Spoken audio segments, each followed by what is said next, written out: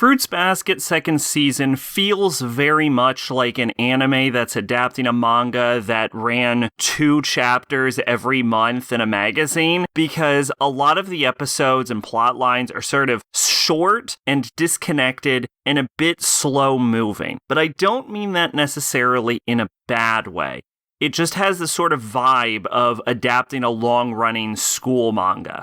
The main takeaways for this season, I would probably say, are that Akito is the worst, which we kind of already knew. Akito is a woman, which I already knew because I believe it was revealed in the original 2001 anime, so I mostly wasn't sure if that was still canon. This confirms it is.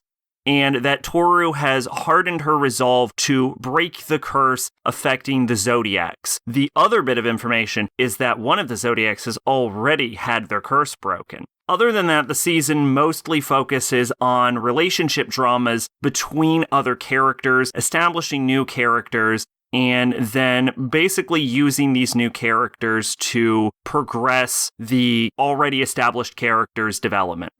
Perhaps the most humorous part about this is I know that in the original 2001, Toru ends up with Catboy, and I was always a bigger fan of Mouseboy and thought she had much better chemistry with Mouseboy, and this season threw that in the fucking garbage, because I have never seen this before. Toru Honda got fucking mom-zoned by Mouseboy, where he's like, oh, I think of her like my mom, and I'm like, that makes sense? That recontextualizes all of the scenes you've had with her?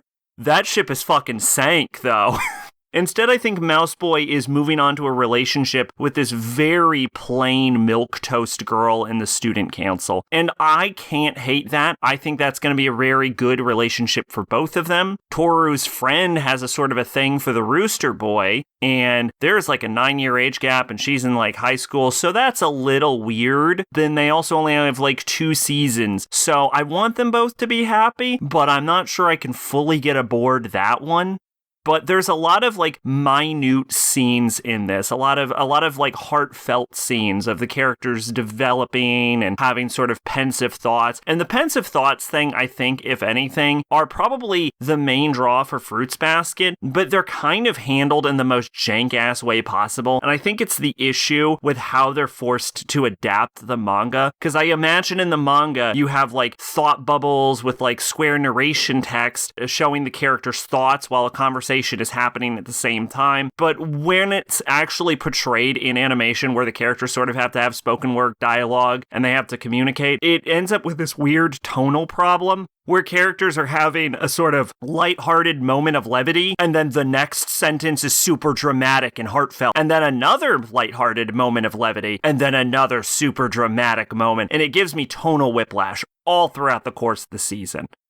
It actually happens so much, it ends up kind of becoming humorous. And I have to say, the decision to focus on the sidecast characters in such a way is something that you see a lot in weekly, and I guess in this case, twice monthly running a manga, where they need to sort of fill time because the manga can't end yet, so they can't progress the plot too fast. So I see a lot of like weekly, I guess semi-monthly issues coming up with Fruits Basket. I don't dislike it, but the combination of like the tone shifting and the slow glacial pacing kind of makes it hard to get fully invested. I like the characters. I sort of like the story. I'm not the biggest on the Zodiac changing thing, despite that's the central focus, but it is used as a sort of explanation for why the characters are so beholden to Akito. But I think I'm sort of, especially because the supernatural aspect is really just focused on the curse, so the whole Zodiac thing doesn't seem strictly necessary. So I think, if anything, Fruits Basket sort of loses me more in the supernatural aspect. But it is an enjoyable season, and I am interested in seeing where it's going in the finale, but it isn't necessarily the most standout romance or even like shoujo romance that I've ever seen. Twitch and Discord in the description. I've been Sacrobolic, your envoy of hope. Bye bye.